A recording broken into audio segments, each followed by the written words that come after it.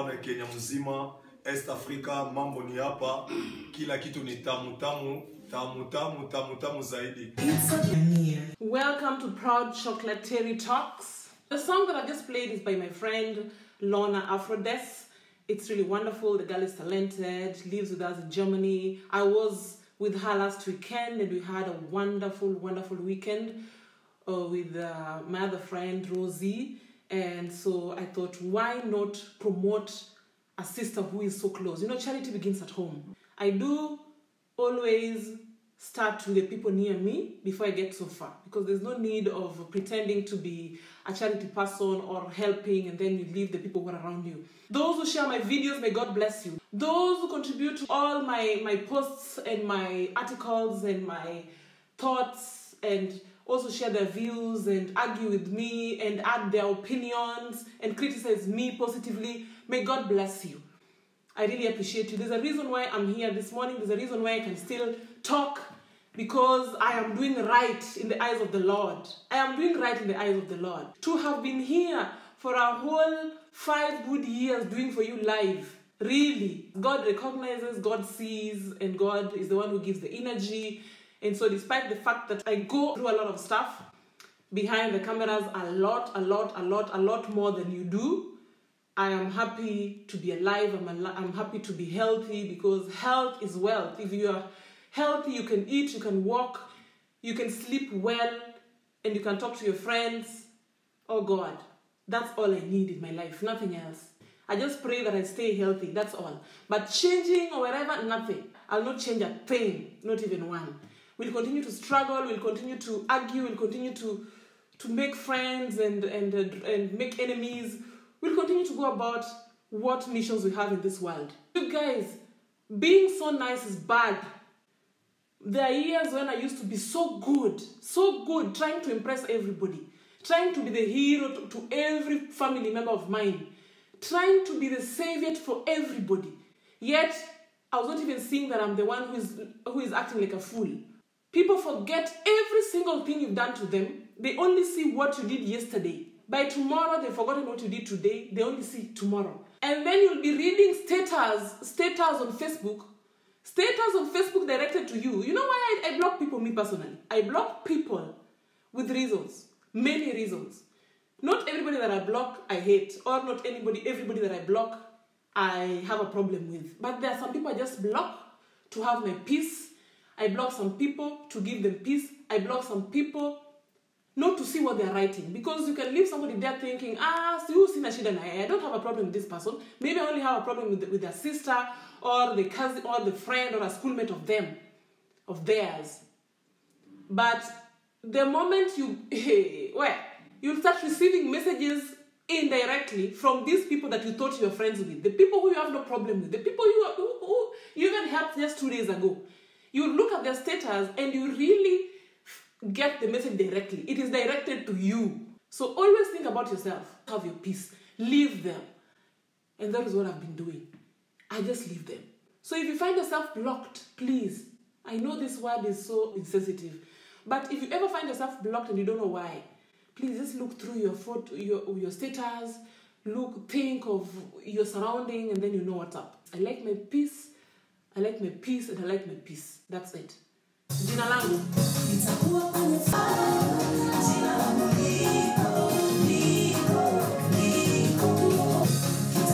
So guys, that was Lorna, a wonderful singer, wonderful singer. May we stay friends forever. So there's this lady. She's a fan, she's a follower, she's a friend on YouTube. I really don't know her personally, but I accept her as a friend and as a follower. She reached out to me yesterday through my email and wrote me this. Dear Terry, I am a big fan of your YouTube videos that you post. Kindly talk about how stepmothers will suffer, especially where you are a full-time mother. You only beg your husband for money. Your husband only listens to his kids. It's hard. To make matters worse, the society have a bad impression that stepmothers are devils. For a second, no one, even your own family, believes that we can be worked on by stepkids. It's sad. Remember Cinderella's story. whose I don't know what is right, but she said whose sad stepkids are, I think whose sad stepkids are not human beings to be, I don't know. Step parents never want to discuss how they suffer because the society judges them. They're always the devils. Yes, some are truly bad, but likewise, others are good. It's sad. Please don't disclose me. Keep to yourself, but share. Thanks a lot. And I said, why not? Why not? Why not? Because I am a person who has experience with living with women who are stepmothers to people. Okay? So I kind of understand. I've also lived in a compound or in the neighborhood where there are stepmothers. And it is really true that in Africa or in Kenya or for us among the Luos, stepmothers have been branded to be bad. There are things that they do that everybody knows that hurt, okay? But they always have the reasons why they do what they do. You find there are stepmothers who come into the families, but they don't have kids. Maybe they got kids from another relationship outside your family's relationship, and then they join in to your family, and then they start being abused verbally and emotionally because they don't have children. Their kids are called bastards. The kids they come with into the relationship because our fathers, the men in our lives, who play the father figures in our lives, who bring in these women, they don't talk with the whole family first to tell them, you know what, I'm bringing you a new mother, and your mother is like this and that, you know, is bringing in a kid. You know, this intro of nowadays, you know, it's not there. Stepmothers who give children conditions of, you know, either you say I'm your mother and don't associate with your mother for you to have a good life with me, or you go back to your mother, you know. Then the child has no options because the child wants to live in a good life. The child wants to live in a house where there's TV and there's all these, you know, satellite dishes and decoder, which is not in her mother's house or his mother's house. Then they just, you know, they tell their friends that other mother, their real mother is their auntie, for example, in school. For those of us who went to boarding school, we knew such people. We had friends who used to say that their mothers are their maids, their mothers are their aunties, their mothers are their mother's friends, just to be accepted, just to fit in, just to impress the family of the stepmother. But then you also find that these other stepmothers who give it all to impress the husband, to impress the whole family, to put the family together, they work out that the children are not sent out for school fees. They go out and work hard. They pay school fees. They send them abroad. But then at the end of the day, once the kids are stable, they turn back to be with their mother, and then you say disgrace or, you know, they say bad things about the stepmother. So at the end of the day, you find that a stepmother says, okay, let me just be a stepmother. Let me just be a normal stepmother. Let me just act like I'm bad even when I'm good, because at the end of the day, I'm still going to be bad. They will not appreciate. It's just a matter of appreciation. They will not appreciate. Even orphans, you take in orphans, for real, you take in orphans, and you think that now they're going to see that they're orphans and see you as their mother. You give them your all, but then things change. When they grow up and get bad company, people who change their minds, then what happens? They see you, their eyes open and they see that you're a stepmother. You're not their mother. Then they start, you know, thinking of the negative things they experience in your life, in their lives with you, which maybe were just disciplinary actions to just bring them up like any other kid, to give them the right road to follow, to, you know, to make their future safe, kiboko, you know, some punishments here and there, you know. Then it changes. So Mama Wakambo, they just branded this Mama Wakambo, and they suffer in silence, you know, because once they also go and marry into families that already are full, yeah, a father who's already having kids and a first wife, then you also, like she said, turning back to her parents to tell her parents that, you know what, I'm not happy in that family. They say, yeah, why did you go there? But not all stepmothers are bad. They are 50-50. I lived with a stepmother to other people, but with time now, I do understand her. I remember when I came to Germany, I really complained about that auntie of mine. I really complained. But with maturity, with time, I have come to feel her, kind of. You know, the energy she put in to bring some kind of lifestyle into the family she joined, she did her best. She did her best she did not know how to balance gender, like in that house there was gender inequality because the lady came in with a son, and so she felt like to favor her son, to make sure that her son still feels like, you know what, I'm the number one, she has to favor all the boys and let the girls be maids. That was the problem. Modi's writing, "Hi Terry Chocolat, I'm a stepmom to 2 kids. I'm also in a blended family setting since I came into the marriage with a kid from a relationship I had before marriage.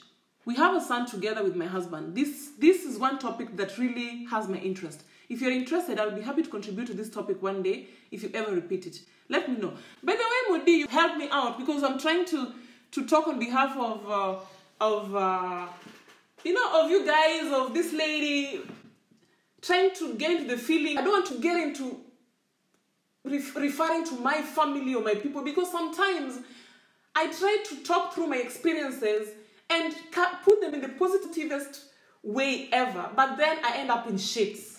People just don't see the positive thing you're trying to bring out, even if it's true. So you try to beat around the bush to get, I'm trying to find a way of showing that good side of stepmothers. But I have to think wisely first before I get into it. So if somebody like you who knows, who really is courageous enough to just speak for me here, I'd be so happy. But otherwise, I'll have to end up bringing this story in that is true and real, and I'll have to deal with the consequences. So anyhow, here we call these families patchwork families, patchwork family, which was actually something that has been there since day one, but it's only in our African culture. There's some things that are just not brought out like they're supposed to be brought out. There's some things that are not talked about, they're taboo to be talked about. You don't argue with your parents, you can't question your father. You are born, but you're just as strangers with your father or your mother. They do what they want to do, and you as a child, you have no voice, you can't talk. So now, when men marry second wives in their families, to marry, you can do affairs, those are things that are there. But if you marry a woman into your family, and you know very well you have a family, you have a woman, Amika, your first wife that you already married with kids, then you need to talk to them and tell them about this woman who's coming. And not just surprise them. Bring this woman kind of slowly, or take the kids with you to her to introduce them. And if that woman also has a child, you have to know where the father is, why the father and the mother left one another, so that you have a story, you have some, you are armed with words to tell your children about this new child coming to their family. Families break, and sometimes you join a family and have a kid with a man that you're not supposed to be having. Maybe that man that you have was only for bringing the kid in, because kids choose their parents in the universe. But maybe they're not meant to be the fathers of these children. A sperm donor is not necessarily the father. So maybe there's a father of this child somewhere else. Yeah? Most men, they marry a new woman to the family because of career. Maybe they see that the wife that is they married first, he's a mother, yes, a good mother, is good at home, is a housewife, but they need now another person to support the family financially. Then they bring this woman here. Yeah, the woman starts providing things that the other woman was not providing to the kids. The kids are happy. Then suddenly they move in with the stepmother, or they start spending more time at the stepmother's home. And then suddenly quarrels starts, and the children are they don't know where to belong. They love their mother, but their mother is poor, cannot provide the things that are pressurizing them. This other mother, they love her, she's nice to them, everything, but they fear their mother because their mother keeps quarreling and saying bad things about the new woman. It becomes very difficult for the whole family. Irene says, "Hi Terry, I have a stepmom whom I love so much and have done everything within my capacity to make her comfortable and at ease, but I must admit that she has disappointed me a couple of times. She has remarried again, but I always bring her back. Terry, it's overwhelming sometimes, but I thank God she has been a good mom to us since my mom died when I was 6 and dad when I was 13. Oh, sorry. The in-laws have contributed to her being in and out of our family. These stepmoms just need love." She says her stepmom, who is actually now her mother because her mother died, may her soul rest in peace, sorry, Irene, and her father also died. So they've grown up in the hands of this woman. But in-laws, the in-laws, the brothers or the family members of the father, they're just not giving the woman peace. So the woman keeps, when she's down, she runs away, tries other relationships, and then she realizes, no, I don't belong there. She comes back. And then the kids get disappointed because, when your mother, whom you've tried all your best to make comfortable, keeps going out and leaving you, I understand. Maybe just sit down. People should just sit down with their stepmothers and ask them, why do you behave like this? Why do you behave like this? But to just speak like I normally speak, despite what I know I'm going to have after this, and the normal verbal attacks that I'm going to have after this, God forbid, I will still talk about this. I've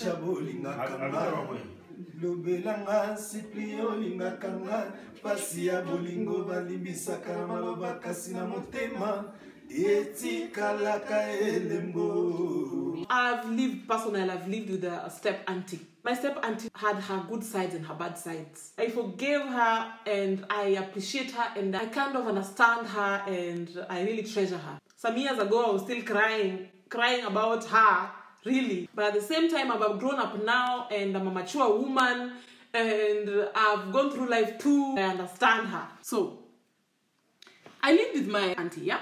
Not my step auntie, she's my auntie. So she's a stepmom to the children of my uncle, yeah? She was married in my uncle's house. So, for me, she's just my auntie. But she once told me, in the eyes of everybody, that the fact that she's married to my uncle doesn't mean that she's my auntie. That was sad. That was really, really sad. I don't know what was wrong with her those days, but I felt like she really hated me. She really hated me to deep. And because of her, I really avoided being home. I tried all my best not to be home. And so with her, I kind of had a bad image of stepmothers, for real. So my introduction to her was when I just finished high school. Or maybe when I was in Form 4. I was in Form 4. I think so. Either I was in Form 4 or I'd just finished high school. And then I went out with a friend. This friend of mine was a guy I was admiring. And the guy was coming from a family that was rich. The guy was related to the bishop's family. Our bishop in our village was one of the richest person in my eyes. I admired the lifestyle the bishop had. So I would associate with anybody that associated with him. If you wanted to lure me, if there are bad people those days, these people who are like kidnapping kids now and doing what? They would have kidnapped me at the bishop's place. Because I admired that lifestyle. I admired them so much. So anybody I would just associate with, whether it's just like, they are herdsman or it's just to associate with the rich people. So anyway, within my visits at that home, I got to know of some guy. This guy, I met him at the church, I think, and he told me tomorrow wazungu wanna come. There was some white people, missionaries are coming, and he's supposed to take them to a meeting in Siaya. Siaya for me, Siaya was for me like Kisumu. Siaya for me, going to town, for us in here, kwenda Siaya was like going to town. And going to town was rare because you have to pay 10 bob to go to Siaya to enter a matatu. So for me, it was something special. And I did tell my mom because my mom would have said no straight away. I was, I think, deep in Adole that time. I was deep in Adole. I'd never really had a boyfriend. I was really looking forward to having this guy as a boyfriend because just for him having told me that tomorrow if I want, I can go with them to Siaya. I felt like he wants me. The next day, I helped at home after lunch and then I went and met these guys. I met this guy and the Wazungus, the missionaries, around 3 ladies or 4 ladies. And we went to Siaya. So when we went to Siaya, as these Wazungus were going about what brought them there, what took them there, or what brought them to the diocese, to the area. There's a friend of this guy again who came around with vodka sachets. Yeah, these vodka sachets. I was falling in love, but I was not courageous with this guy because now I'm even close. I'm moving with Wazungus around, so I want to maintain this relationship. I want to build it, but I don't have courage. So one of the guys who joined us had a sachet of vodka. These cheap vodkas in Kenya that are put in sachets. And then I was looking at him and he asked me, do you want to taste? And then I just took in my hand and sniffed. But because, when you're pressing these things, when you're pressing that sachet, it will pour, you'll touch some liquid, you know, the liquid that was already poured out, or when they're, you know, trying to drink that liquid, then some comes out. It just went on my hand. I didn't even taste it. But I held it. And sniffed it, and I felt like, I was like, maybe this thing would make me courageous. I don't know what is, you know, I just want to try, but I didn't try because I knew where I'm coming from.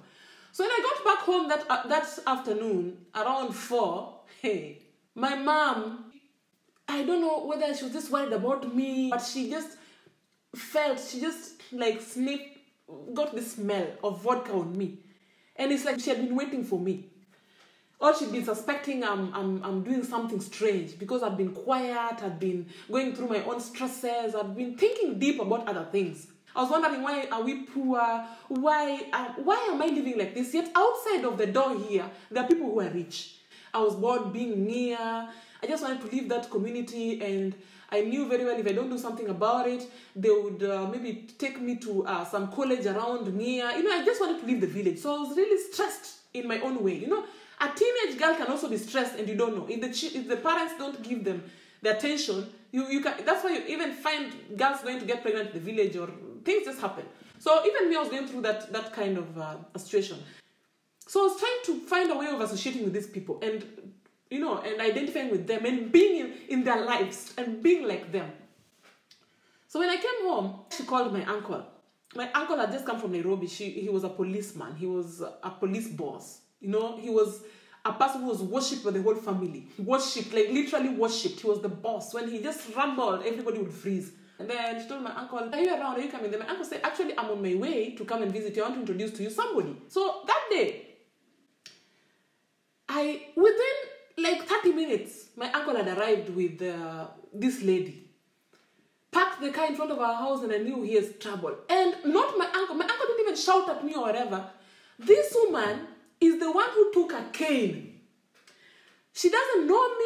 I don't know her. But she's maybe trying to show her capabilities of being a good wife, or trying to integrate herself in the family. I don't know her reasons.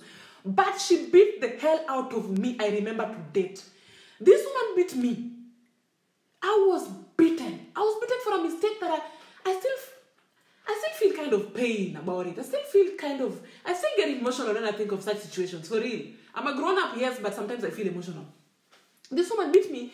And you know, kids in school had not yet closed. You know, we're living in a boarding school, in the teacher's compound. But now, you know, I was a high school kid. So I was home. I think it was just after Form 4. So I was, upper January, I was still waiting to move to the next step. So my mom was still confused, wondering what she can do with me. So the kids, they had me crying. And they all came to the fence. You know, it was around 4 games time. All these boarding school kids, they came to the fence.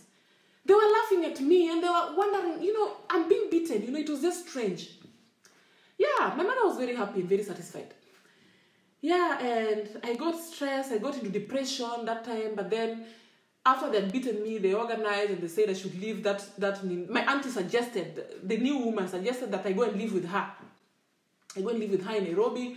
She'll discipline me. So my mother felt like, okay, I've gotten somebody to save me from this situation, because I don't want my child getting pregnant in the village. That was the worry of my mom. Big one. She didn't want her child getting pregnant in the village, because those days, if you get pregnant in the village out of wedlock, you are a disgrace. You are an abomination. You are a disappointment. You are zero. And she didn't want me to get into that. That is how I landed in Nairobi, in my auntie's house. Where, coming into this house, you know, when you come to a house where the owner already knows that she can do with you anything she likes, because anyway, your mother has no powers over you. Your mother likes her, and your mother kind of trusts her and respects her, and she knows very well you cannot run. There's nowhere you can run to. You are given to me. You have no option. There's nowhere you can run to. You are at my mercy. What do you do? So I kind of joined the maids club. And you know, my uncle, he was busy. He's a busy guy. He comes home and he goes to work when maybe you're sleeping, and comes back when we are maybe sleeping again. You never see him. So we were just in this house with this lady. And the kids of this family were also kind of a bit surprised, because they were used to living with their mother in this house. But then suddenly things have changed. There's a new woman in this house. Their mother is not here anymore. So we are all confused here, but we all want a nice life. So we survived. We took what we were offered. We ate well. We never stayed hungry. Not even one day. We never slept hungry. We ate. But with every food we ate came verbal abuse. I always felt so frustrated. And I also felt like sometimes when she didn't have the powers to quarrel or to beat or to put her anger on her stepchildren, she put the anger on children who didn't belong in that house but were squatting in that house. People like me, So when it reaches a point when they feel like, when she feels like, when I beat up the child, my co-wife's child, it will be trouble, then she puts it on us. So she frustrated me totally. If the maid went off, I'd be the one, and of course the girls, not just me alone, but mostly if things were not done, it would be the people who don't belong to the house. All the girls were treated the same. We'd all wash clothes, we'd all go and fetch water, and there was no water where we were living in Langata. We had to go to Kijiji, down next to Southlands there. We had to carry water from Kijiji in our heads, come with it to the estate. We did all that. But when now the children of this house would say, no, it's enough, then it was us who are parentless who suffered. Then I ran away. I ran away from that house, and I thought I would find refuge at my own sister's house, because my sister was also living in Nairobi. Only she was living far away, and I didn't, I wanted a big house. I wanted to live also like rich people live. I didn't want to go and fix myself in my hustler sister's house, because I'd already gone through that hustler life in all my childhood. So I just wanted to, I'd rather suffer, but in a home where when I leave the house, there's a car, the gates are opening, the estate is beautiful, I'm getting to big, loud matatus, when I'm going to college, things are fine, you're living in a golden cage. I accepted to live in a golden cage. It reached a point when I could not hold it anymore. So I ran away. I went to this sister of mine. And so my sister also was like, she was used to her life. She had a maid from Korea, and they had a good relationship. And now me, I was joining there. So anytime the maid wanted to go for like crusades, this Saturday crusades of the estate, shouting, this was of Krohom Salaba, she could not say no, because she really treasures her maid. Excuse me, she treasures her maid, and so she also wants to impress her maid and to maintain her maid, because I'm getting to a life that they're used to. Even though I'm the sister, but their life is going on, which I really understand nowadays. So I also turned to be a maid there. I did think this maid of hers stole things from me, took things from me. My mother gave me one nice dress that I used to admire the whole of my life. It was her dress, and I managed to get it as a present of me moving out of her house and going to start living a life of college life. And when I got to my sister's house, her also, she was admiring this dress. Okay, so she took it away from me. Just like that. She just took it away from me and made it her own. And I didn't have a say because she was the boss of the house. But I liked it. It was so far away. Getting to town was a problem. The fare was a problem. So I thought, what do I do? So then, one day I thought, some of the days I want to go to my stepsister's house, because I also had a stepsister in Nairobi. And this stepsister of mine is the one who even fixed me a college and everything. It is a long story. But then this sister of mine also, she was a traveler. She was a young girl who was, nowadays you call them slay queens. My sister was a slay queen them days. My stepsister was a slay queen them days. And she was never there in Kenya. She was mara in Ghana, mara in London, mara where. But her house, she had a small house where she was living with her adopted daughter and son. She had adopted 2 children from her own sister who had died from the family. And then she had this cousin, a relative from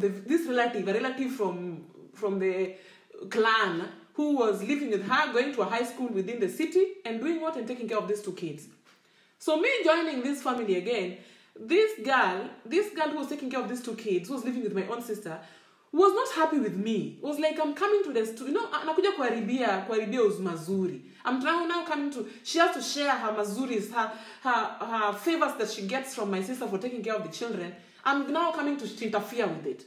So she was not happy. So she tried her best. until I was chased away from my sister's house. Just when my sister came from traveling, she would tell her, oh, Tina amefanya hii, Tina amefanya hii, Tina amefanya hii. So anyway, I had no choice. So I went back to my auntie's house, my original place of staying.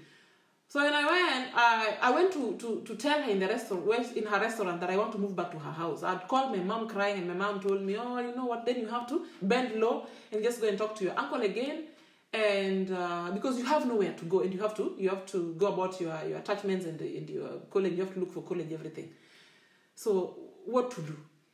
So I went to beg again, and I remember my uncle told me, but remember, my house is not a holiday camp. That's all he said. My house is not a holiday camp, which I took seriously because I'd already experienced it, and so this was the second time I was going to live with them. So now this time around, it was even going to be nicer because they'd moved from the house we were living in originally. They'd moved from the house we were living at or in originally, and they'd moved to a new house in another estate in South Sea. And I found it good because the original home was the home of the other wife, you know, and it was not just respectful for another woman to come into another woman's house just like that. So I felt good having heard that she has moved to her own house, to another new house, new life, starting her new journey. So I said, what have I not gone through in this small life of mine? Let me just go and survive until nipate way ya kuingia kule. I went back to that house. Hey. So this stepmom of my cousins also took advantage of this again. Now she was like, you ran away from my house thinking you'd get better life. Now you've gone to your own sister, she's chased you away also. Now they changed everything that I've been chased away. Then I'm calling my sister, I'm like, Mom, Sini, I told you why I'm leaving. I told you, you know, I gave you my reasons and everything. My sister was mad also that I've left her. She had gotten used to me also helping out when the maid is out on weekends. Then she's still... You know, she has still somebody to depend on, to take care of the kids and to wash clothes and to chota maji. And now she was losing me. Now I understand. Because getting used to a maid and then the maid leaves you without plan, you feel bad. Definitely, I understand now. So she joined hands with my auntie, and she was telling my auntie things that the way I'm tough-headed, I'm a bad girl. My auntie was just putting this in record in her head. So she called me that night in the sitting room and told me, you've walked around, you've ran around Nairobi, you've seen how hard life is. I hope now you realize that my home is not a holiday camp. You've not come here for holiday. If you want to live in this house, you have to work according to what I say. And I was okay. I was ready for it. I was ready for all of it. My auntie was really afraid of dogs, but she had so big dogs, but she was really afraid of these dogs. So these dogs would go wild because, you know, if you've been exposed like me now, you realize that dogs need to go out for a walk. Dogs need to have some time to run, to relieve their stresses, their emotions. Dogs must be left, you know lives of dogs. Nowadays I understand. But those dogs of ours were only dogs to be left, to be open for at night, to act like security. But during the day, the whole day, they are in a small cage. Small cage, like 4 dogs in a very small cage. And all they're eating is rest meal. Also the rest of the meals that we've eaten, bones. And we are not really cleaning their poo-poos, because even if you're cleaning, you don't know where to go and throw them in Nairobi. You know, you can't, there's nowhere in the estate where it's put a corner where you can throw like dog poo. So we clean up dog poo and then we put them at a corner. So all that area was smelling. The dogs were not just comfortable. So at night when they were left out, when people are sleeping now, they have been opened for, they have been let loose, then they become wild. They want to jump over the fence. And you know those estates, those gated communities in Nairobi, the homes are homes to homes. You share a backyard fence with another backyard. So the dogs would jump over. And now the owners of these other houses would be very mad because maybe they've aired their clothes at night, because they're busy during the day, so the clothes that they washed are outside on the lines, and our dogs jump and eat those clothes and pull them and destroy them. And then they would knock our gate at night, maybe at 3 a.m., 1 a.m., 2 a.m. They'd knock the gate, and once they knock the gate, my auntie would come downstairs. You are sleeping and the dogs are outside. You're sleeping, eh? You're let loose. We'd be sent out in the night to go and look for those dogs. And we are also afraid of the dogs. We are young, we are small. So we felt bad. And the boys could not be woken up, even though the boys are stronger, even if they're younger than us, but they're stronger. Boys are just born with other courage. But because this lady had a son, so there was no way she was going to wake up her son to go and get the dogs. No way. She cannot wake up her son to go and get those dogs. Yet there are people who are living in this house who don't belong here. Apart from her son, there are other boys in this house. Sometimes even big boys, not just small boys. There are also mature men in this house. Like brothers, her relatives, big boys. But they cannot be woken up because they're men and she has a son. So we'd go and start trying to carry these dogs with our hands to bring them over the fence. It was hard. So at that time you're thinking, my mom is sleeping in the village thinking I'm living a good life in Nairobi. But I have no choice because my mom is weak at heart. I have to go through this. I should be sleeping now. I'm a child. I should be sleeping. But now I'm walking in the estate trying to pick up a big dog, more than one dog, that I cannot even hold myself, that I'm afraid of myself. Now mnatusiwa. Once we manage, because sometimes inafika point yenye you have to do it. You have no choice. It's either you do it or you commit suicide. That was it. It's either you do it or you commit suicide. That was it. So we would put our hands together, and then we bring the dogs back to the estate. Back I feel emotional today. It's years back. It's not just yesterday. It was not yesterday. But you know, things we go through, you feel sad. It's emotional. It's really emotional. I'm a strong girl, but there's things that I've gone through in this life that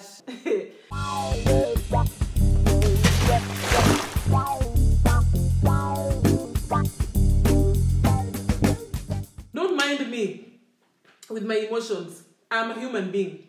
But it's true. What I'm telling you is true, and I swear by my grandmother's petticoat that it's true.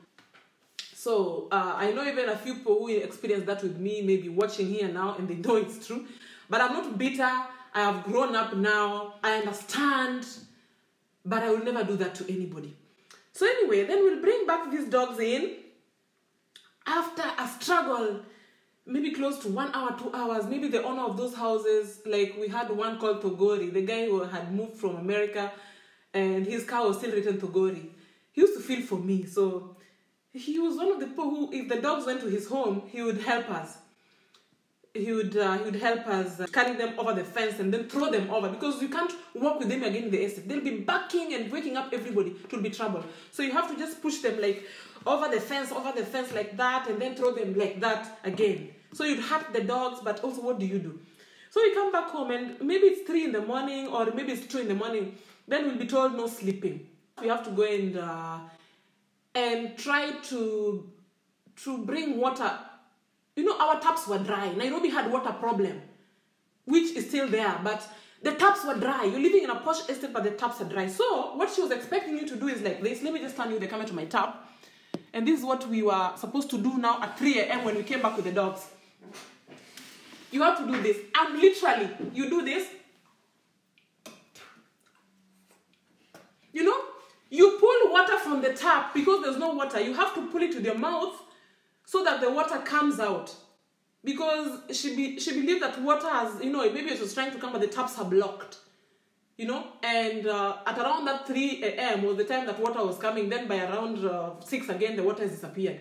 So we have to go and kiss the tap outside. And you know, in this tap, you know, Kenya, sometimes there's amoeba. You know, these animals that live in the taps, and you can pull it out of your mouth and it comes to the whole of the meat. They're amoebas and stuff. She didn't care about that. We kissed the tap literally. I did this for hours. And she'd be sleeping upstairs. She's sleeping. Her bedroom is facing the gate where the tap is. And so she can lie herself in the bed a bit. And then after like 10 minutes, she wakes up and looks through the window to see if you're still doing the same. So sometimes we do it in turns.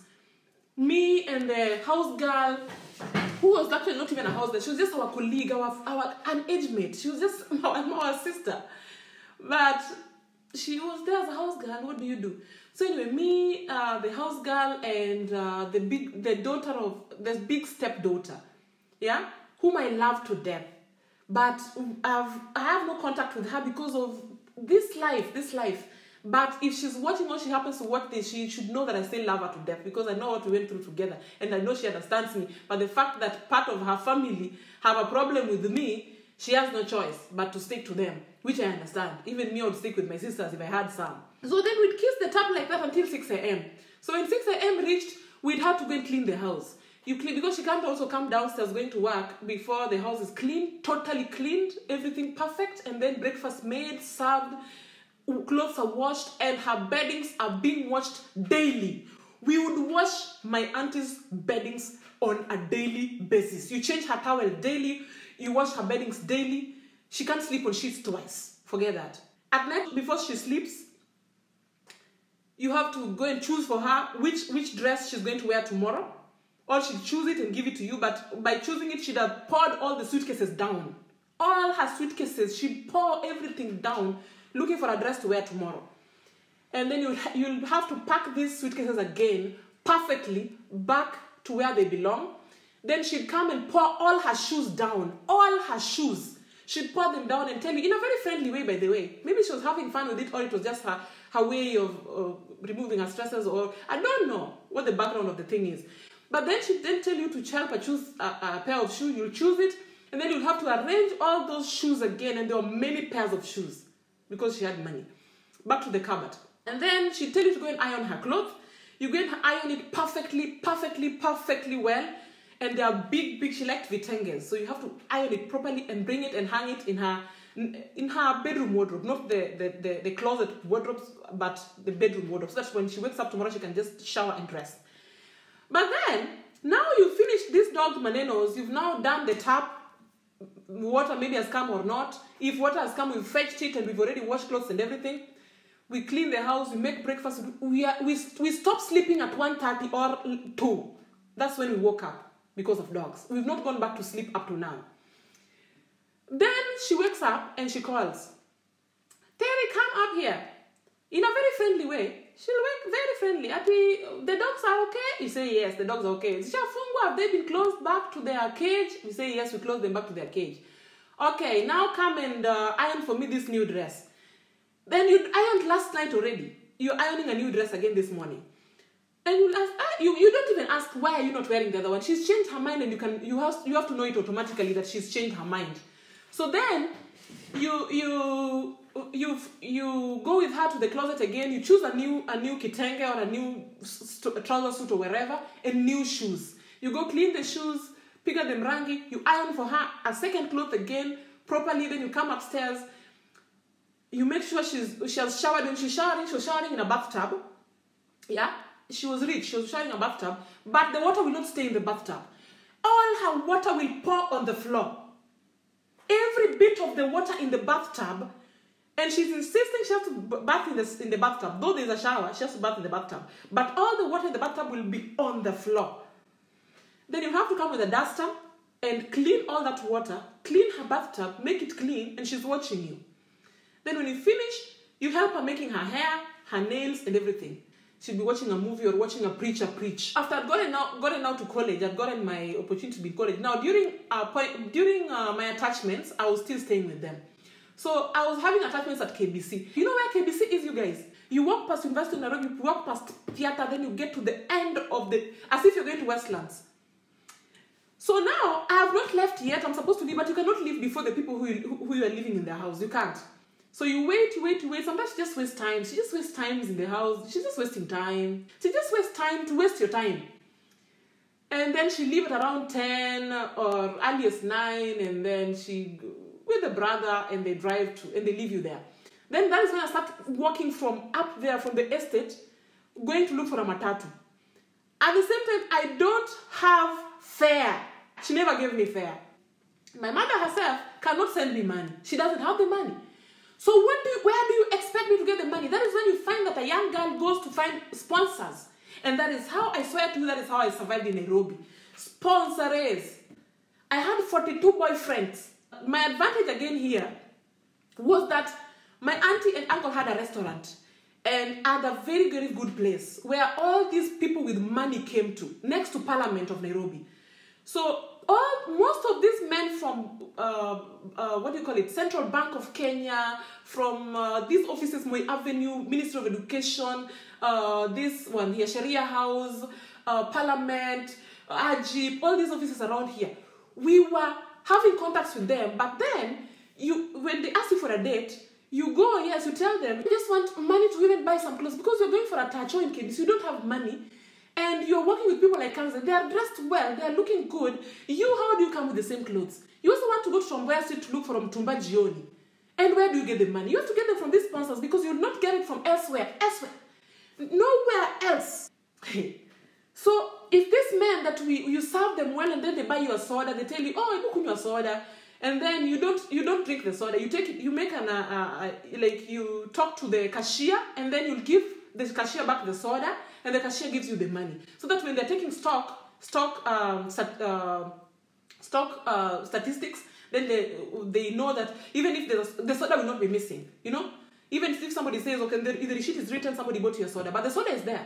So at least you've not lost the money. I go for my attachments, I go for whatever, but at lunchtime I have to be in that restaurant because she said, anybody who is living in my house has to work in my restaurant.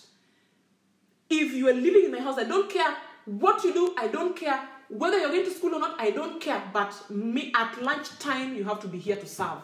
So that she has only a few people to pay, so she has to do what? She has to save some money. So we'd come, and all of us were living in that house, all of us would come lunchtime and act like waiters.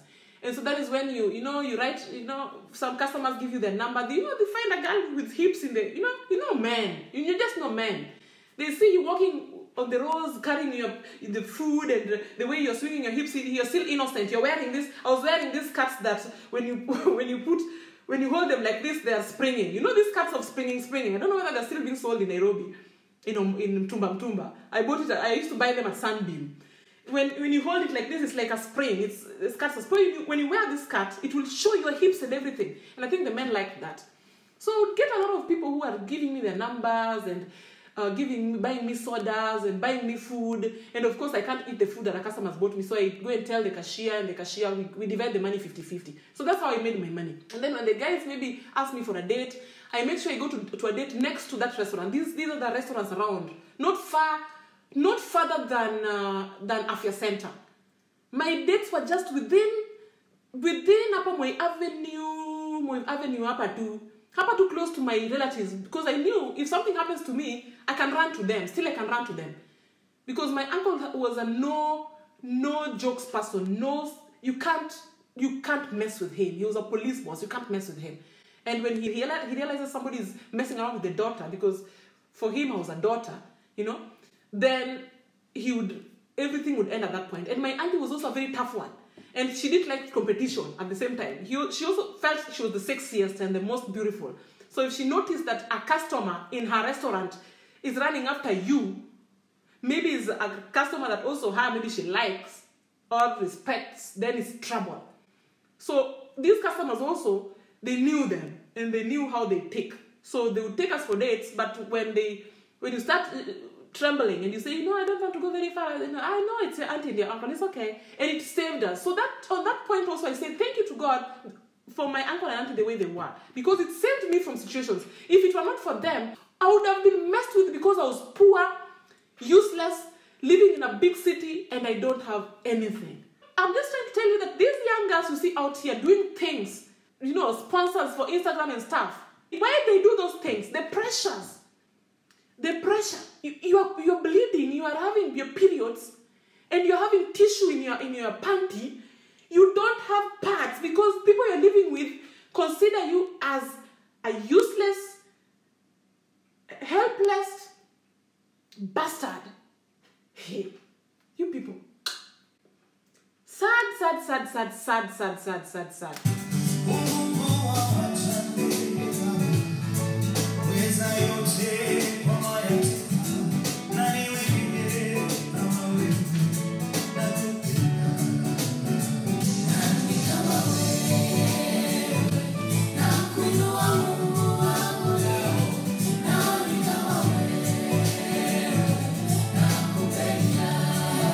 Anyway, fast forward.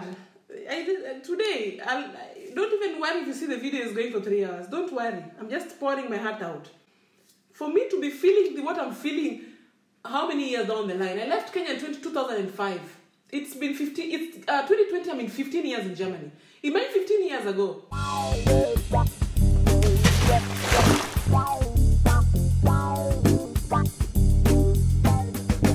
don't know people's lives. You don't know why God has put me in this white kitchen now. You don't know. You don't know that I was maybe, you don't know. People just see you on the screen. They see you trying to campaign. They see you trying to do things. See you speaking for teenagers and young girls, speaking for the diaspora. They see you as, it's really hard sometimes. Thank you so much, the lady who told me about this step thing story. I wanted to cover up, I really wanted to cover up and make the step people look good. But it has turned out that I'm telling you my story. And I can't blame people who brand stepmothers as bad. Because a stepmother can be in her heart, she can be feeling she's good, she's doing all her best. But the way she's acting to other innocent people out there, the way she's bringing her issues with her husband or her bitterness with the family of her husband to the children, the innocent children, is always the problem. Some of the men who helped me, I know you're watching and you're very proud of me nowadays. And you understand me. Those days you thought you'd marry me and I ran away. Yeah, me, I was using you, and you are thinking you are nurturing a future wife. I understand you so much. Family. Hey, where? Goddess John, God bless you, their family, the things you did to me. This guy would tell his secretary to call me, wherever I am, to ask me if I need to go to the salon. He's watching here. This guy is the one who took me for shopping when I was coming to Germany. I'm coming to Germany, people are already in the house wanting to take me to the airport, and nobody knows even if I have a suitcase. Nobody. I come with a suitcase home, nobody's asking me where have you gotten the suitcase from. No one. People are only interested in this, the pride of having somebody going abroad. I didn't want to come to Germany because in 2005, when I was coming to Germany, you guys, I had gotten tired of Nairobi. I wanted to stay, but then in April I got a job at Ramogi FM. I loved my job to death, but I didn't have a place to stay. And I was not being paid when I started working at Ramogi. So I thought, I love my job, but I don't have money. I cannot continue living in that house because it will be frustrating me, because it has already frustrated me enough. So even though I love this job, if I weigh the amount, I'm still not being paid. And when they start paying me, they were going to start paying me at 15,000, which I got at least for 2 months before I came to Germany. So 15,000, fair. Getting even a bed sitter would have been a problem. And Citizen is in Hurlingham, and me, I was living in South Sea. But then the class of that life in South Sea was higher than me. So I was thinking if I have to move out, then I have to move out to Eastlands. To Eastlands or to Kijiji. But then how do I pay for my rent? How? It was not going to be easy for me. So how did I even get to this Germany thing? So I had this, my best cousin. I love her. I still love her to date. I blocked her on Facebook. I blocked her on Instagram. Why? Because of family. Her sister has, I don't know what's always with her, but I feel she's also in Germany with me, but I feel like she feels like I'm better off and I'm not helping her. You know, I understand. Even me, if I was in her shoes, and she has it roughly, and she has a cousin in Germany who seems to have it well, but you're not associating, to be trouble. But it's another long story. But then, there's a time I realized the lady was not having it well for me on social media and trying to destroy my work on social media. So I blocked her. When I blocked her, she cried home and the whole family attacked me.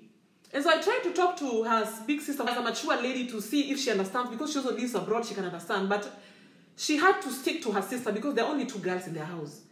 So I thought, to make things easier, let me just get off all of them. So I think she just woke up in the morning and found out that I'd blocked her, because I tried talking to her and then I realized, this girl, I'm not going anywhere with this case, because she has to stick with her sister, which is very understandable. She's the big one and this one is the small one. You can't leave your sister for a cousin. It can't just work. And that is your blood sister, not even a stepsister, blood. So I understand her and them. But then, I didn't want to keep watching her on social media. So I did, and I know they watch my videos on YouTube, because YouTube you can't block anybody. But she knows very well I didn't have any problems with her. But now, we went through all this with her. So this one day that changed my mind a lot, after I'd gone through a lot of things. My uncle's glass broke. My uncle had a dozen of glasses for whiskey. But he knew which glass he was using. Even if he has a dozen of 6 glasses, he knew which one he's using. So on this day, he asked for his whiskey glass, and we brought a new one. One of us, I don't know who that exactly was. And then he asked, where is his glass? Where is my glass? And we said, I said, I know it broke. Who broke it? We don't know. Everybody was like, Sijui.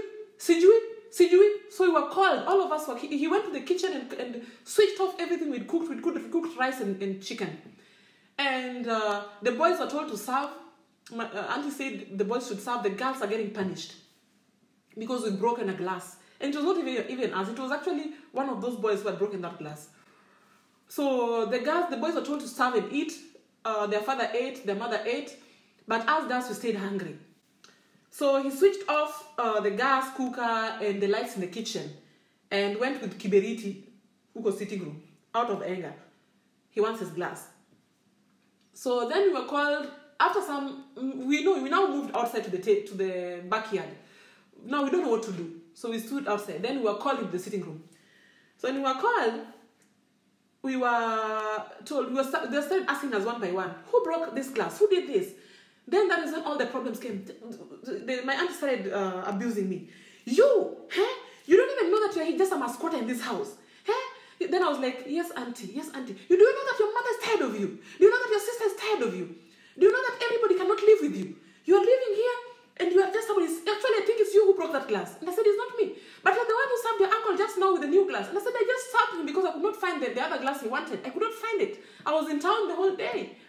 When I came back, what were you doing in town the whole day? I thought you were supposed to be home at this. I said, I was working.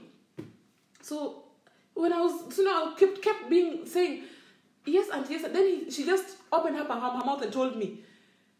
The fact that she called me, she called me with my mother's name. My mother has a name that was given to her by her uncles, and it's a male name, but it's her name. Owino's daughter. The fact that I'm your uncle's wife doesn't mean that I'm your auntie. I cried that day. That is the day I realized I don't belong in this family at all. Yani, nimeambiwa clearly in my face. In front of all the children, in front of all the relatives, niliambiwa hivyo. I just moved to the kitchen. And I cried and cried. I tried to reach my mom because at least that time now I had Siemens, had been bought. I had a Siemens that a kissy guy, I forgot his name, but he was working with DOD. One of my 42 boyfriends had bought for me. Because so that he can reach me sometimes when I finish work, he can reach me so that we don't always have to meet where my aunt is watching me. So he pick me up maybe at KBC and take me to DOD, and then I eat in a machoma there with other soldiers. I spent most of my time actually that range of time I spent at DOD. Always when I'd finished working at the restaurant, I would leave that I'm going to the house and I go to DOD. Yeah. So I tried to tell my mom could not understand. She just felt like I was wrong. I'm the one who is wrong. Then, this cousin of mine, this is my best cousin. I think it touched her. Though she belongs in this house and this is their house, it touched her. And then she was supposed to go to the US. She was a very bright kid. She had been called to university in the US. And she told me that they tell us in the US, I'll make sure I go to France. I love French and I want to go and live in France. And the next day when she went to town, she came back in the evening and told me, Terry, I know a girl called Lulu. And Lulu is taking girls to abroad as maids. Terry, I want to go there and I want to go with you. And I tell you, surely the way you're a clever girl who's supposed to go to university in America, how do you go to abroad as a maid? Said Apana, I don't want anybody to pay my fees. I don't want anybody to give me, I want to do it myself. And the only way I can do things myself is through going through like a maid, this au pair thing. Because if she would have gone, she was feeling like if she would have gone like her brothers have gone to the States to study, it would have been maneno. This lady would help, yes, She had connections. She knew mambo za kwenda majuu. But then, she would tell everybody. The next day, me no napeleka tuende majuu. If it was not for me, you would not even know where America is. You'd not know that there's something called Europe. You know, she helps you, yes, but then it becomes trouble. It becomes trouble. So my cousin did not want to be branded, to get this brand. So she decided against going to the US to study and decided to work her ways out of Kenya in her own way. The only problem here was, again, the agent that she was talking about was a lady who was engaged to the brother of this, our auntie. But now this lady was independent. She was doing her business. So we didn't want to really be afraid of approaching her to take us abroad or to help us go abroad just because she's related to this woman. So when my cousin told me this story, I told her, hey, let me call my mom and ask my mom. And my mom, she had a bad history of girls coming from Mombasa and going to Saudi Arabia and being mistreated. This is what was going all over news. So when she ever heard of anybody wanting to go abroad, she was thinking of Saudi Arabia. So when I called my mom that same night with Sophie's phone, my mom was like, Utoki Kenya. You're not living Kenya. Where? You want to go and suffer where? No, you're not going. My mother refused. I tried to convince her that I want to leave that home. I just don't feel respected. I just feel helpless. I just feel I'm at people's mercy, even when I'm independent. Yeah, so at last she left, and of course, her family helped her, supported her to pay for the agency fees and everything. But she pushed through. She pushed through and went. So when we went, we kept communicating. And I remember when she left, now, I was left here as a maid alone because there was no maid in the house. The maid had already also left. She was so tired. I don't even want to say maid. It's sad because it's a sister. Now, this lady who was working there, she had worked in this house since when they were still living in the other estate. And this lady is a lady that I was with. All of us were together with in school, in Nia Girls Boarding. This maid, she was a former schoolmate. In fact, she was in the same class with my cousin.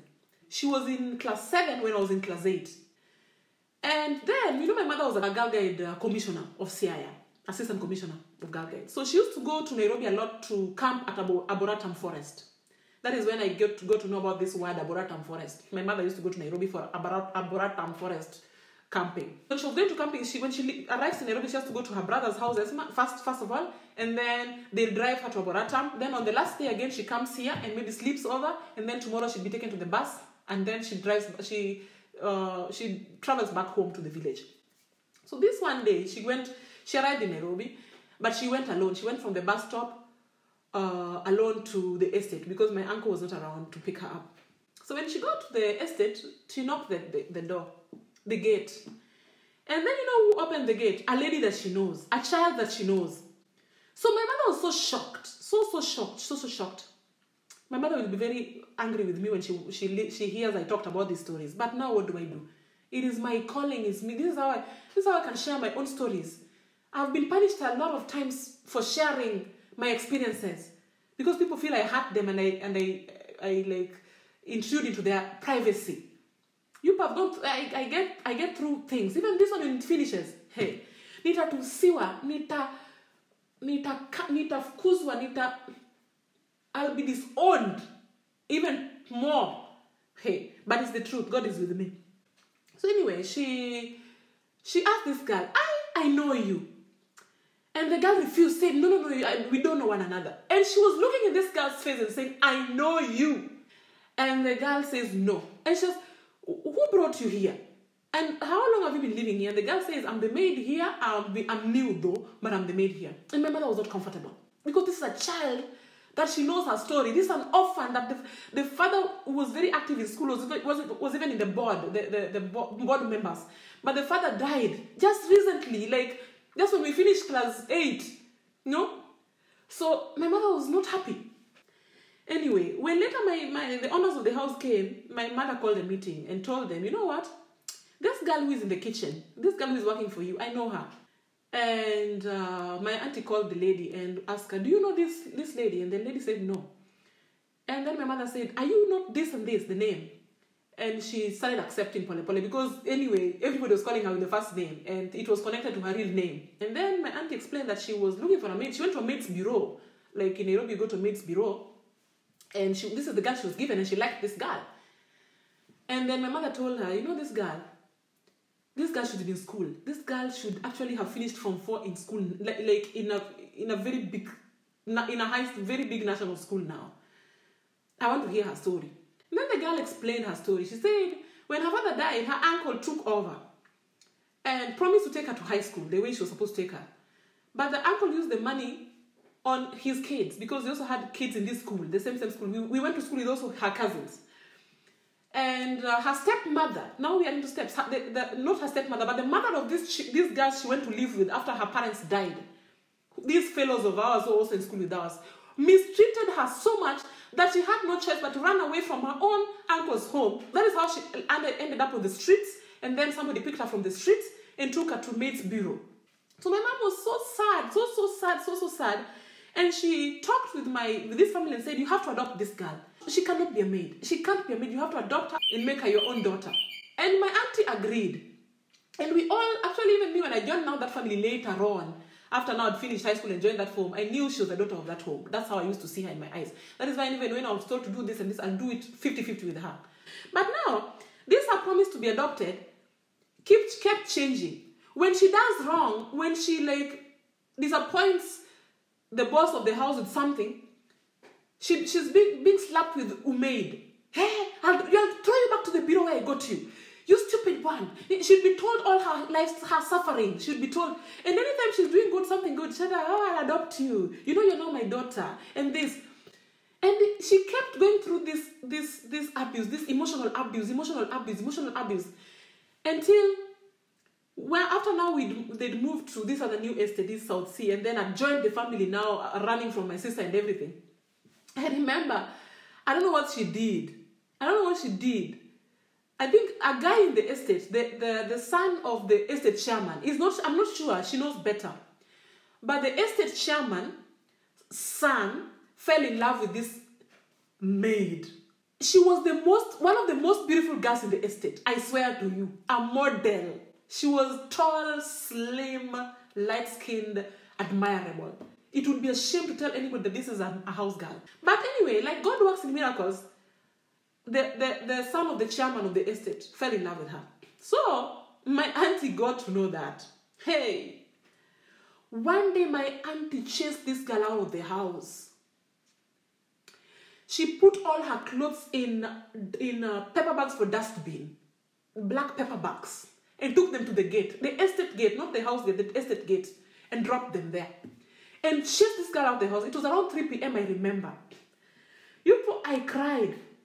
I cried not just because she's going, but also because I'm remaining here alone. Because the girl, our girl, the other one that I was depending on, has already left the country. Then my auntie was like to me, you know, wafanya tu kazi. If you work hard so well in this house, I'll take you to London. Yeah, wachana or wajinga sini. Now she's being good to me. And you know, as we are so naive, you don't know what to do, so you just flow with the current. I didn't even go to say bye to this girl.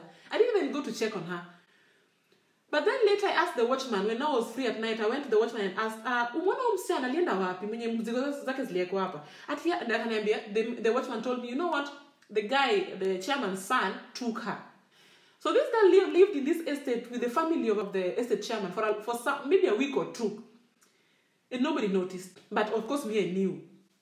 And then one day, my auntie found out that this lady was still living in the estate here. So they had to move her out of there. That is the last time I ever saw that girl now in Nairobi.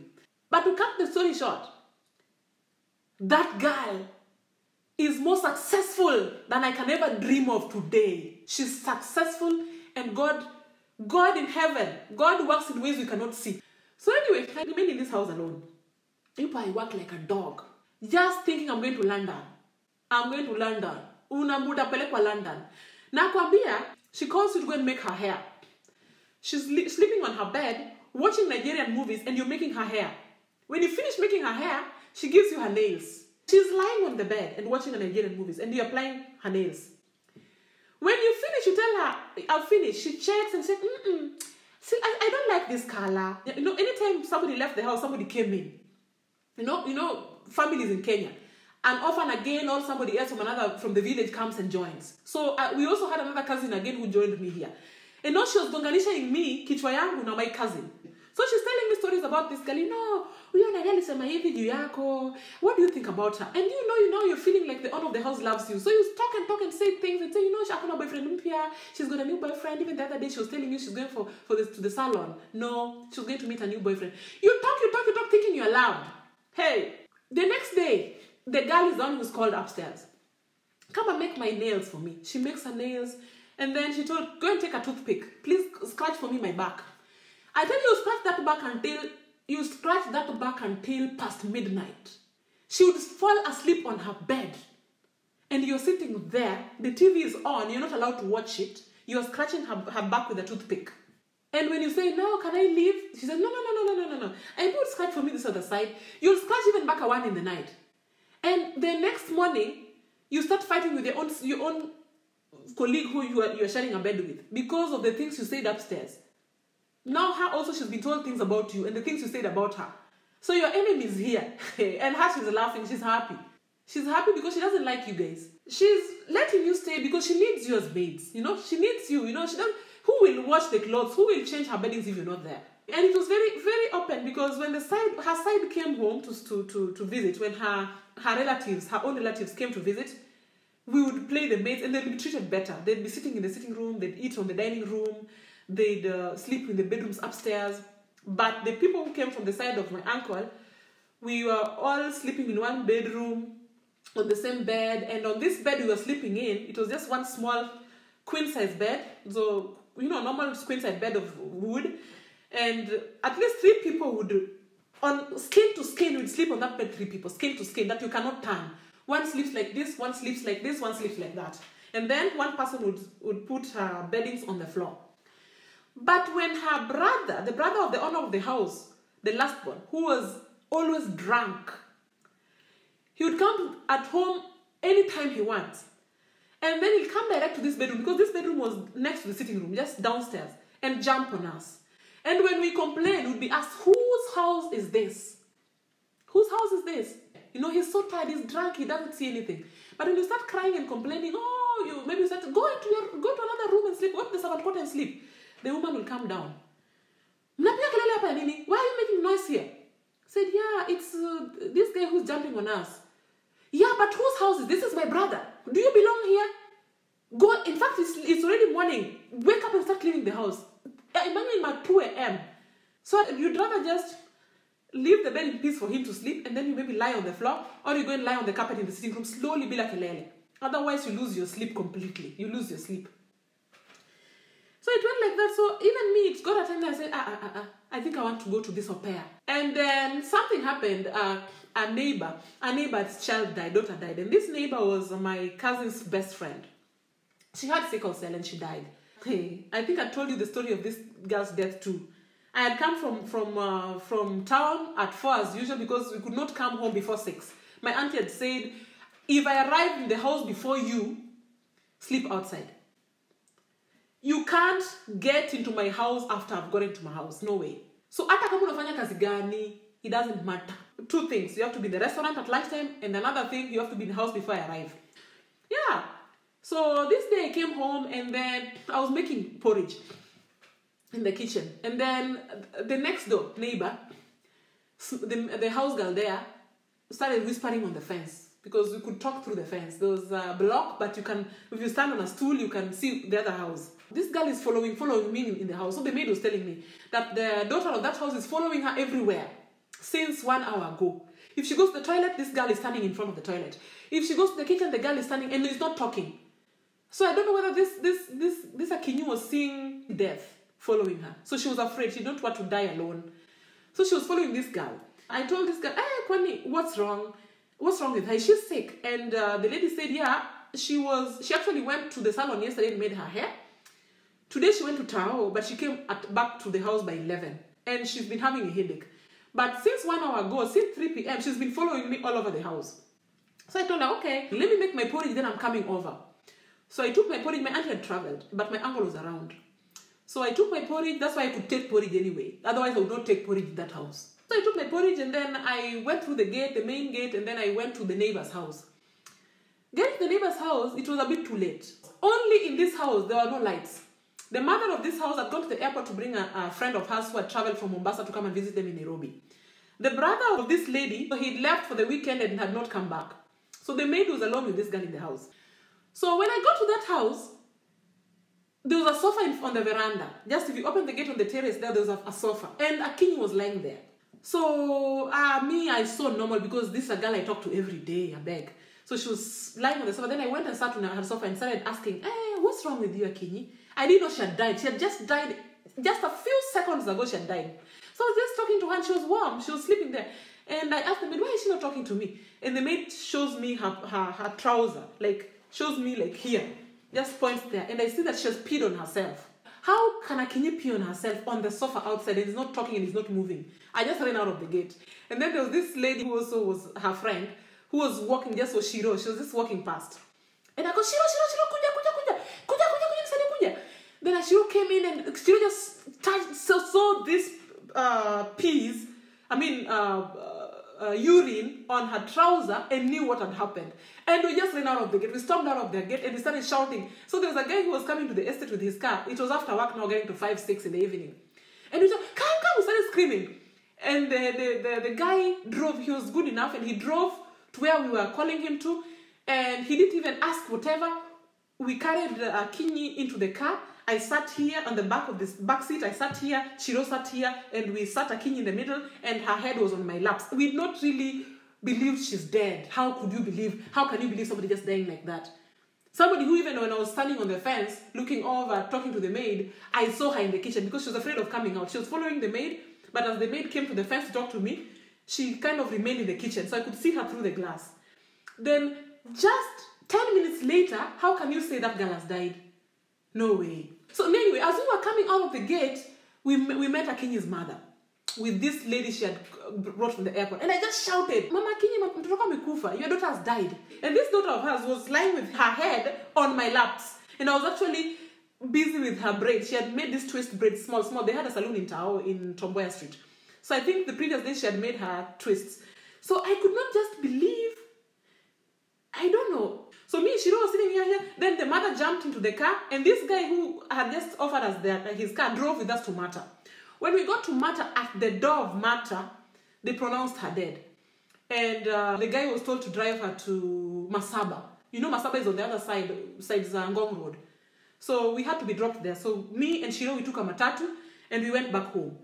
And so when I got home, hey, I found that the owners of the house had come back and they'd already gotten the news. My small cousin was waiting for me at the gate. Umeambiwa utoe nguo zako zote. Wache hapa nje. Hizo zimetoka nazo mochari, nimetoka nazo kwa watu wamekufa. Niache nje. Na kwa mimi niliingia kwa nyumba, nilitoa nguo zangu huko nyuma karibu na kwa dogi. Those clothes, the way I removed them and put them in the dustbin, I've never worn them to date. I went into the house and showered. And that day, I called my cousin in France and I told her, and my cousin cried and cried. And then my cousin sent 40K from France to support her friend. When I saw that, I just heard that my cousin had sent 40K. That is how I told my mother. I told my mom, Mama, you always say that this going abroad is bad. My cousin from France has just sent 40,000 for the burial of her girlfriend. I need to go there too. I might change our lives, all of us lives. I might even change your life. I was tired. So I went to Lulu and I told Lulu I also want to go abroad. Please help me. And Lulu said, okay, but you have to pay this and this and this. And we organized, and I was still working at Ramogi, but organizing things. But things went well for me. God was with me. And then I got a family to Germany. But when I got a family, that is when I started getting paid in Ramogi FM. That is when I got my first paycheck, which was 15,000 Kenyan shillings.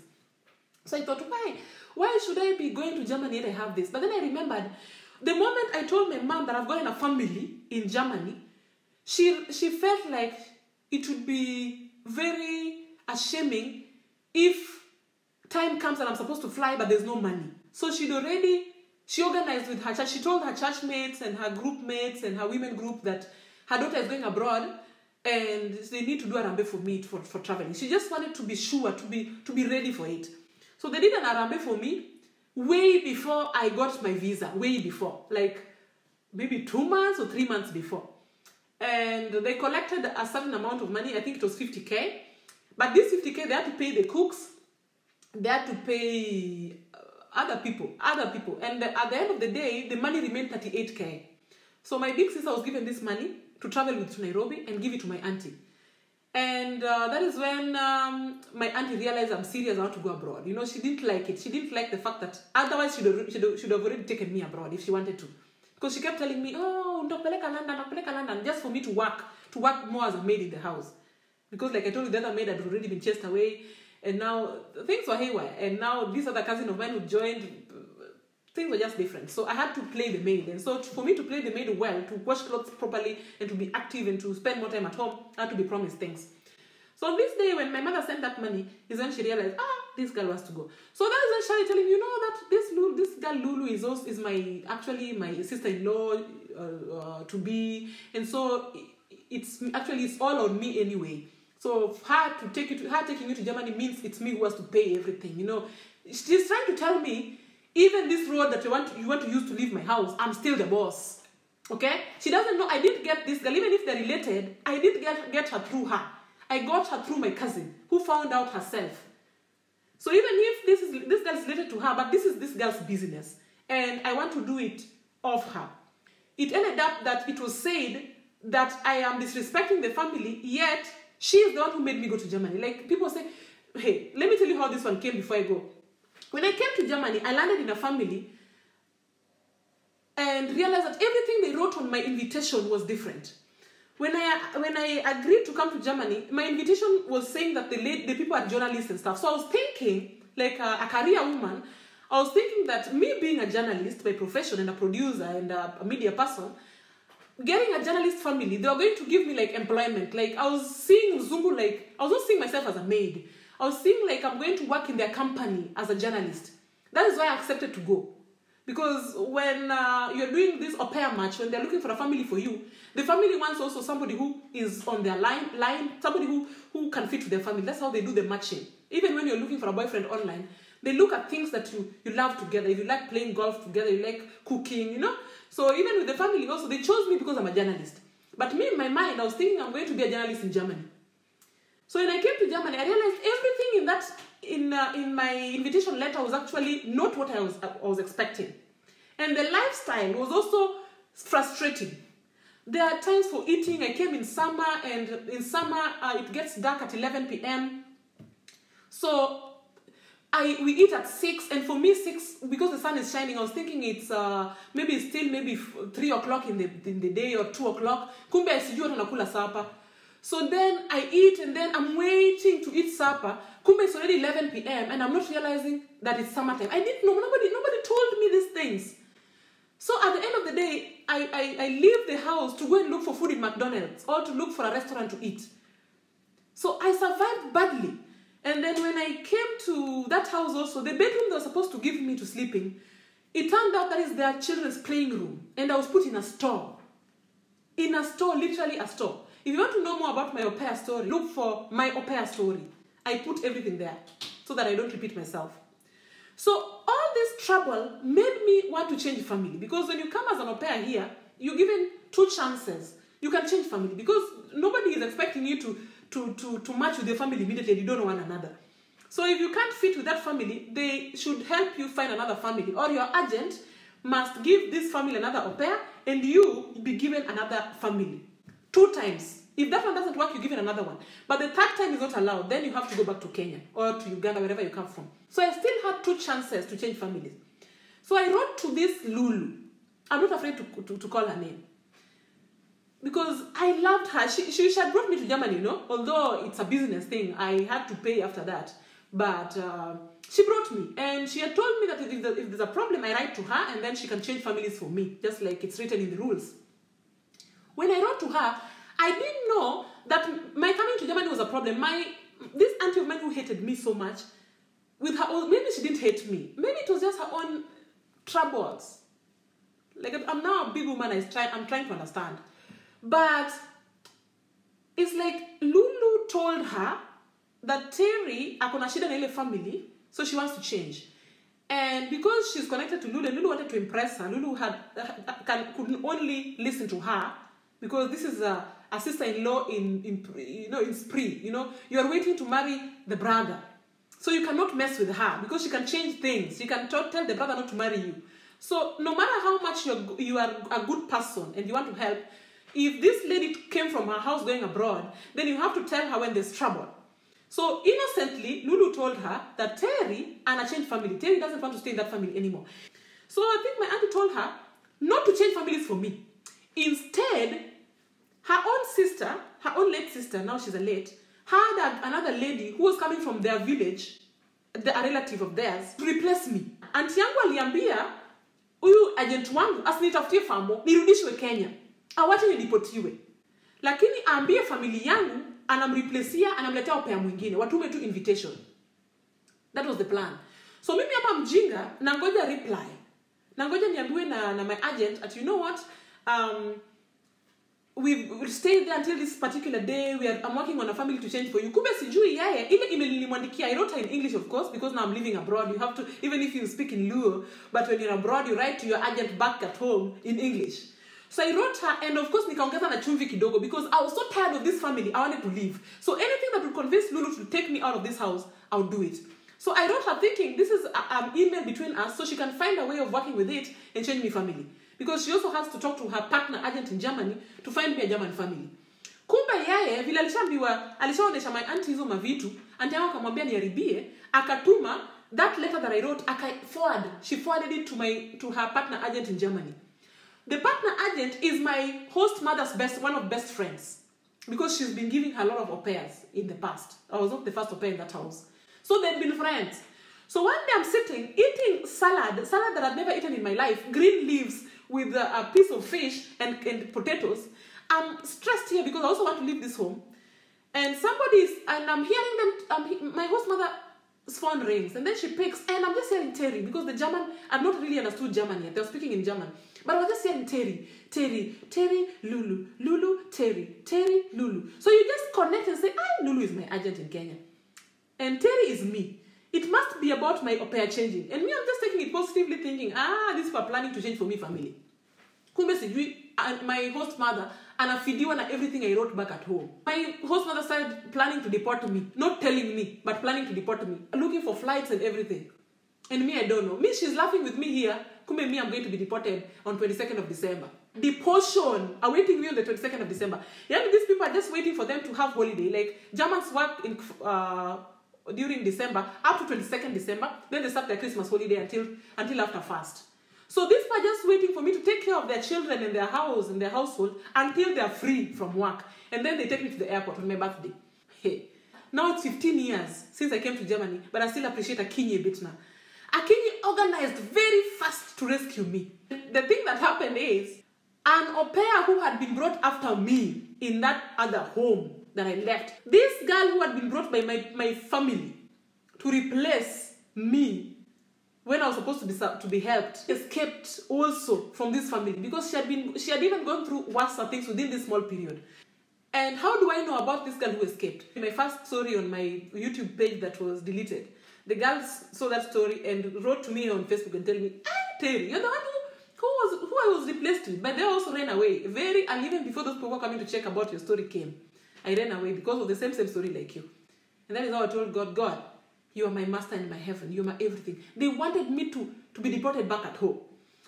I said to God, now that you've given me another chance to stay here, I'm going to stay here for as long as you put me here.